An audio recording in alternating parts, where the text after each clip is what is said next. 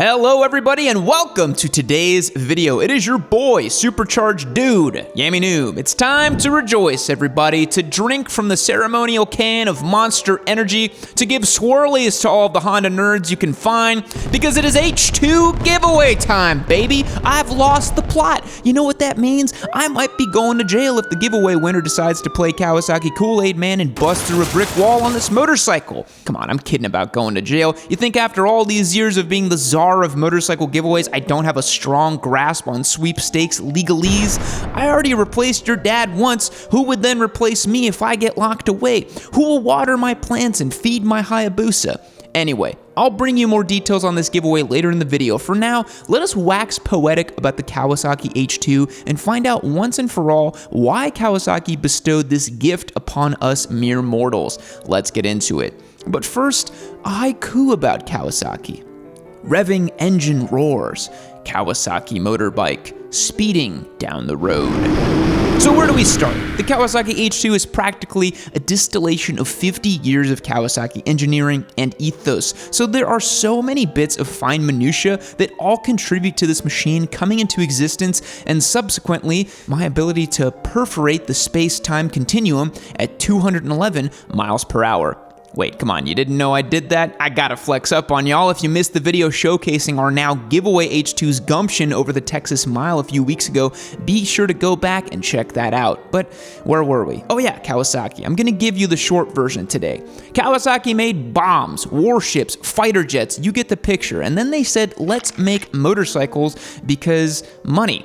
And because after World War II, they couldn't make all that stuff anymore, so they took all their crazy military technology and applied it to motorcycles. But there was one little problem: Honda. Honda was making the best motorcycles the world had ever really seen. They were well built, reliable, modern, and fast by all standards at the time. So how was Kawasaki supposed to carve out their niche in the motorcycle marketplace? Well, by going full sicko mode and developing motorcycles that had proved to be as deadly as the fighter jets they'd been building for years. Headlines read, "Loving father of three died in head-on collision with Mack truck after losing control of unwieldy motorcycle." Because I guess you know what they say, all press is good press. In the early 70s, Kawasaki and the rest of the Big Four were each building their own UJM bikes. Big, heavy, air-cooled four-cylinder motorcycles. The consensus was that Honda had sort of perfected the motorcycle with the CB750, so no one knew what to do other than make the engines bigger. But increasing displacement on a big air-cooled bike is ultimately going to have diminishing returns. Honda had never been partial to two-stroke motorcycles, so Kawasaki thought, let's shake things up a bit and build a two-stroke motorcycle in the standard UJM style. This way they would be able to make more power with less displacement and in turn have a lighter and faster motorcycle. Well, it makes sense, right? Well, I guess Kawasaki hadn't heard the phrase, "the road to hell is paved with good intentions." So before there was any H2, there was the H1. The Kawasaki H2 Mach IV was powered by an air-cooled 500cc three-cylinder two-stroke engine. Yes, it's as crazy as it sounds. Kawasaki stated their goal was to make a 500cc motorcycle that was capable of making 60 horsepower and accomplishing 13-second quarter-mile times, which was considered to be unachievable for a production motorcycle at the time, which is kind of quaint. Kawasaki claimed this motorcycle was capable of reaching speeds up to 124 miles per hour and running a 12.4-second quarter-mile time, but real-world tests had it at 119 miles per hour and 13.2-second quarter miles, which might not sound like much by modern standards, but this all took place in 1969, when motorcycles had braking and suspension components akin to a Mongoose BMX bike from Walmart. The Kawasaki H2 Mach III was produced from 1969 until 1975. The existence of an H1 implies the existence of an H2, and before the H2 was a modern supercharged wet dream, it was a two-stroke death trap that would humble even the most coked-out proto-Kyles of the 1970s. The H2 Mach IV was released in 1972. It was a bored-out version of the H1 that pumped the displacement of the air-cooled two-stroke engine up from 500cc to 748cc's. Although it was considered to be the fastest accelerating production motorcycle of the time, it only made about 74 horsepower. That might not seem like much, but the scary thing about these two-stroke bikes is all the power came later in the power band and seemingly out of nowhere. When you're trundling along at 2,000 RPMs, you might as well be on a Rebel 250. But when the engine rose to above 3,500 RPMs, all 74 ponies came on all at once, like instantly, making this bike incredibly unpredictable and downright frightening to ride. This 460-pound motorcycle with a single disc brake would power wheelie on command and speed wobble whenever it felt like. This bike was so chaotic and frightening it was dubbed the Widowmaker. There are literally probably people who grew up with a single mother because their father was killed by a Kawasaki H2 Mach IV. Now, Kawasaki had blood on their hands, and I'm not talking about the blood from their military defense contracts, that was different blood, but motorcyclist blood, and it was determined that the H2 might need a little bit of work. So the concept was halted and the name was shelved until 2015, but we're not there yet. Do you think Kawasaki just stopped after the H2 Mach IV and made normal motorcycles? Of course not, get out of here. Two-stroke street motorcycles soon became phased out of production in the United States due to emission laws. Two-stroke engines, while being capable of producing more power than a four-stroke of similar size, were loud and smoky, and the government said, we're going to outlaw anything that's bad for the environment unless we can directly make money off of it. So there were no more two-stroke motorcycles released for street use in the US after 1984. So not only were two-stroke engines outlawed, but Ronald Reagan also had beef with the Big Four for making motorcycles that were so much better than Harley-Davidson. And Harley was like, Ronnie baby, these Japanese motorcycles are making it too hard for us to sell our crappy, poorly made, oil-leaking bike. Can you help us, please? Oh, whoa, remember when we gave the government a great deal on bikes in World War II? That was only like 40 years ago, but remember that? Please, can you please make it illegal for the Big Four to sell better motorcycles than we can make, please, Ronnie? And he said, well, I can't make it illegal to sell them here, but I can increase the import tariff on large motorcycle engines by 45%, which will make these bikes prohibitively expensive. Also, which one of my films was your favorite? Then the Harley president said, critics say your best movie was King's Row, but I preferred you in Tugboat Annie Sails Again. And then they kissed on the mouth on live TV in front of everyone, and Total Eclipse of the Heart played. It was beautiful. So the Big Four were deterred from making motorcycles over 700cc, the threshold for the import tariff. So they couldn't make two-strokes, they couldn't make big engines, so what was there left to do?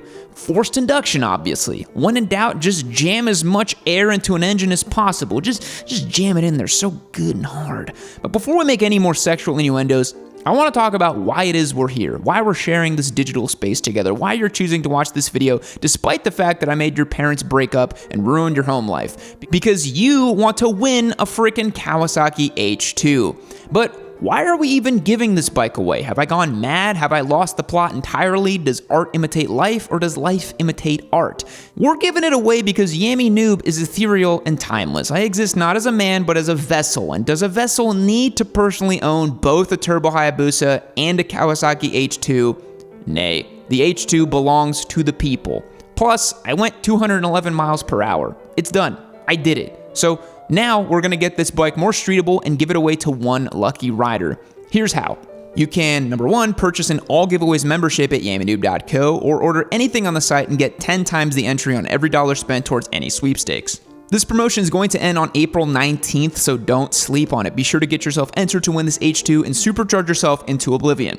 Yami Noob and affiliates are not liable for any excess bouts of eat energy or squiddly behavior resulting from prolonged exposure to supercharger, whistle, and flutter. Now back to the video, but first, here's a haiku I wrote about turbocharged motorcycles.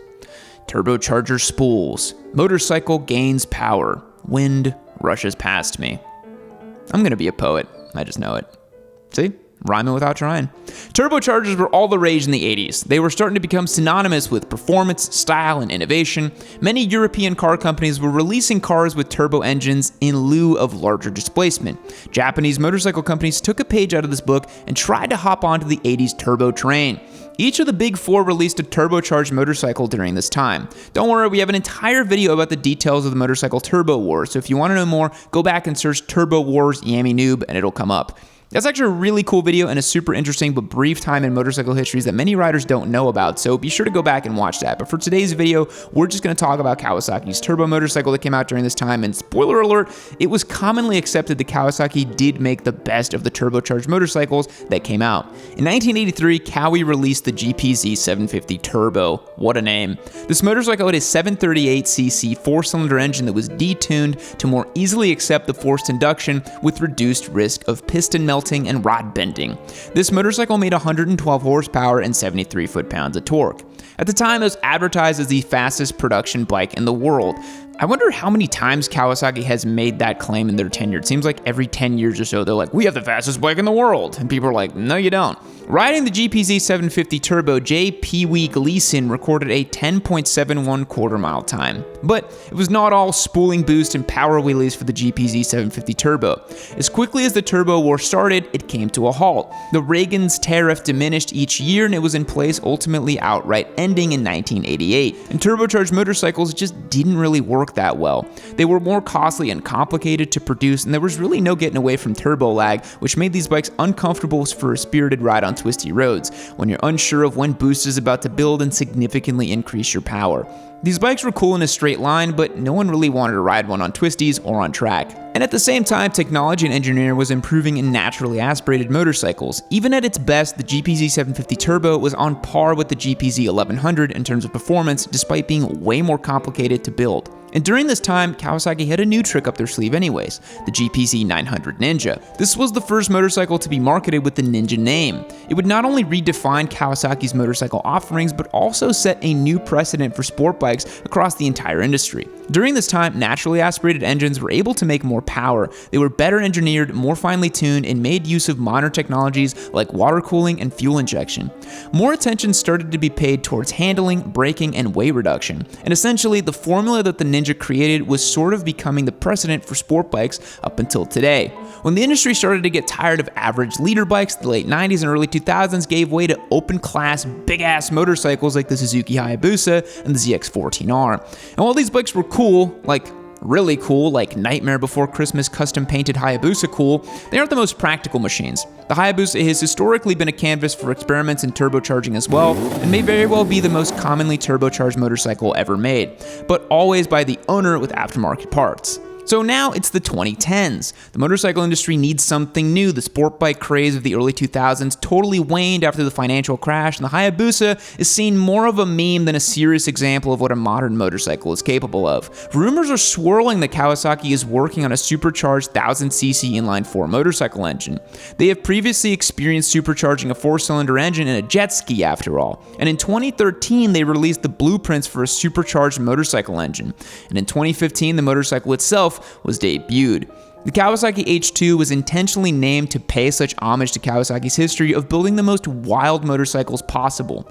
The H2 has a 998cc 4-cylinder engine that uses a 2-speed centrifugal supercharger. A supercharger versus a turbo eliminates the dreaded turbo lag and requires less complex exhaust work and extra oiling systems. When it debuted in 2015, the H2 made 200 crank horsepower and 99 foot-pounds of torque.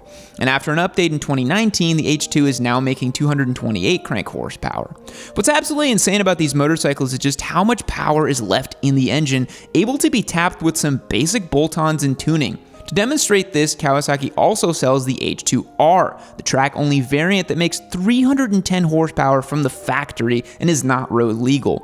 The main difference between the H2 and the H2R are changes to the ECU mapping, cam profile, and exhaust. Then a stronger head gasket and clutch to handle all the extra power.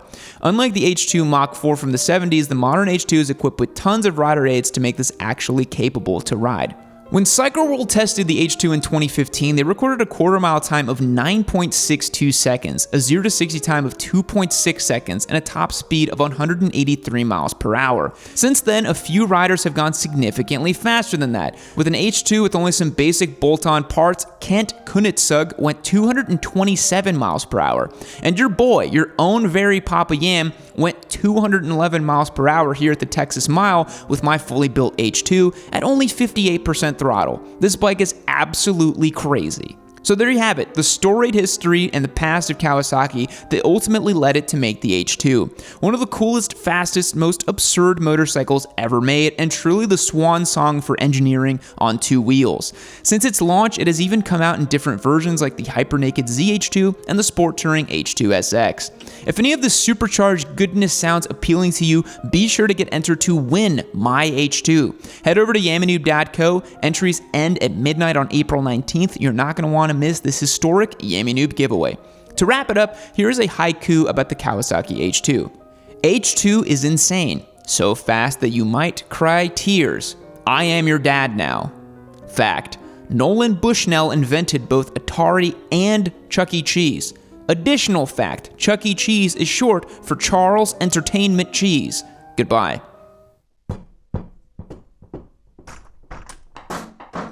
Keep watching.